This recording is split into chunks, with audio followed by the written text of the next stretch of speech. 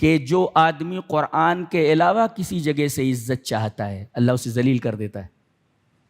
عزت صرف قرآن کے ذریعے ملنے والی، اور جو آدمی قرآن کے علاوہ کوئی علم حاصل کرتا ہے دین کا، تو اللہ تبارک و تعالیٰ کہتا ہے کہ ایسا آدمی جاہل ہے جس کے پاس کوئی علم نہیں ہے۔ قرآن کا علم اگر نہیں ہے کسی کے پاس تو وہ جاہل ہے، وہ دنیاوی علم کتنا بھی پڑھ لے، قرآن حکیم بولتا ہے تو جاہل ہے، جاہل ہی کہا جائے گا۔ یہ بات معلوم ہوئی؟ اس کے بعد کہا گیا ہے غافر الذنب، گناہوں کو بخشنے والا۔ اللہ تبارک و تعالیٰ گناہوں کو بخشتا ہے، لیکن یغلق باب المغفرۃ فی ثلاثۃ مواطن، 3 جگہوں پر مغفرت کا دروازہ بند ہو جاتا ہے، بس دروازہ یہاں بند ہو جائے۔ اب آپ توبہ کریں گے آپ کی بخشش نہیں ہوگی، مغفرت نہیں ہوگی۔ اللہ گناہوں کو بخشنے والا ہے، 3 جگہوں پر پہنچنے سے پہلے توبہ کر لو۔ کب کب؟ عند ظہور الشمس من مغربہا، اس سے پہلے کہ سورج مشرق سے نہ نکل کر مغرب سے نکلے۔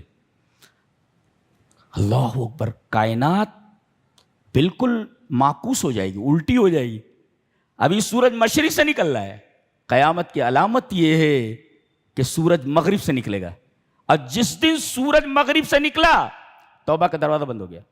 اب آدمی توبہ کرے گا توبہ قبول نہیں ہوگی۔ دوسرے، عند ظہور الموت، موت کے فرشتے کو دیکھ لینے کے بعد اب توبہ کرے گا توبہ قبول نہیں ہوتی۔ ہاں، اور تیسرے، عند انزال العذاب، عذاب آ جائے، عذاب کے وقت آدمی توبہ کرے گا تو توبہ قبول نہیں ہوگی، اس لیے کہ عذاب سر پر آ گیا ہے۔ تو سورج مغرب سے نکلے توبہ کا دروازہ بند، موت سامنے دکھائی دے جائے توبہ کا دروازہ بند، عذاب نازل ہو جائے، عذاب کو دیکھ کر کے اگر آدمی توبہ کرے توبہ قبول نہیں ہوتی۔